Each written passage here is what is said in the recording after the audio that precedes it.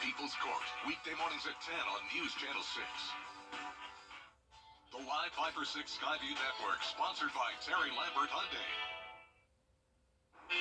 We have widespread showers across the CSRA with some very heavy rain over Aiken County now, but our severe weather threat is over, so no more concern with that, just the rainfall. Now coming up, I'll have a look at your forecast for the rest of the week. Stay with us. Right now on News Channel 6 at 4:30, a series of mass shootings shaking up the West Coast. The details ahead. Plus, a Virginia teacher shot by her student is suing the school district. More on that coming up. And the latest on classified documents found at President Biden's house and now former VP Mike Pence.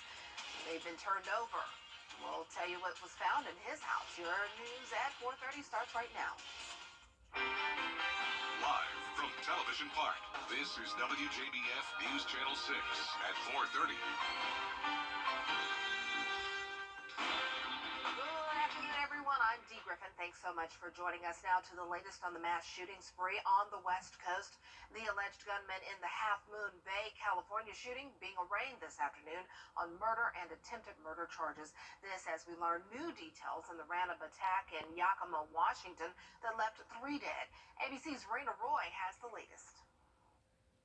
67-year-old Chun Li Zhao facing a judge on 7 counts of murder, 1 count of attempted murder, and charges of enhancing a firearm. The families of 7 innocent farm workers now grappling with their sudden loss, including Servando Martinez, who says his 50-year-old brother, Marciano Martinez Jimenez, was killed in the attack. Martinez says his brother was a good person and good co-worker who was an admired supervisor, and that the loss has left the family broken. Police taking down the suspect hours after the massacre after they say he opened fire at 2 farms Monday in Half Moon Bay, California. Officials calling this a workplace violence incident. This is not supposed to happen here. These are good people.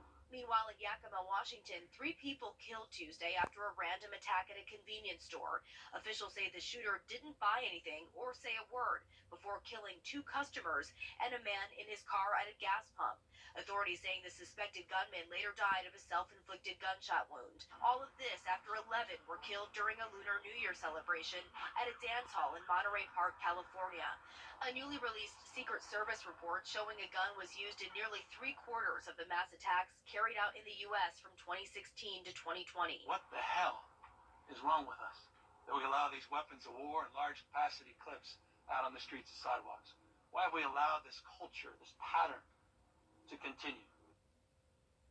The White House now renewing calls for gun control. Vice President Kamala Harris visiting with families of the victims in the Monterey Park shooting.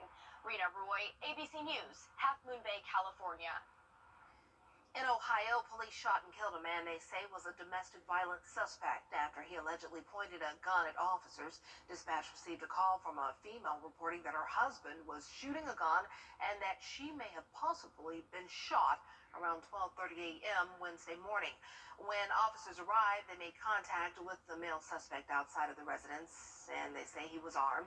When asked to drop the weapon, the suspect began walking toward the officers and pointed the shotgun at them and was then shot by the officers. He died at the scene. The identity of the suspect has not yet been released. No officers were hurt in the incident.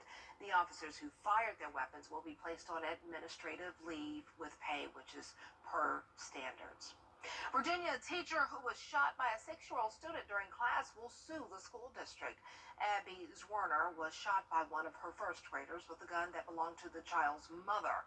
Zwerner got out of the hospital last week. Her lawyer says that on the day of the shooting, concerned teachers and employees warned administrators 3 times that the boy had a gun on him and was threatening other students, but the administration could not be bothered.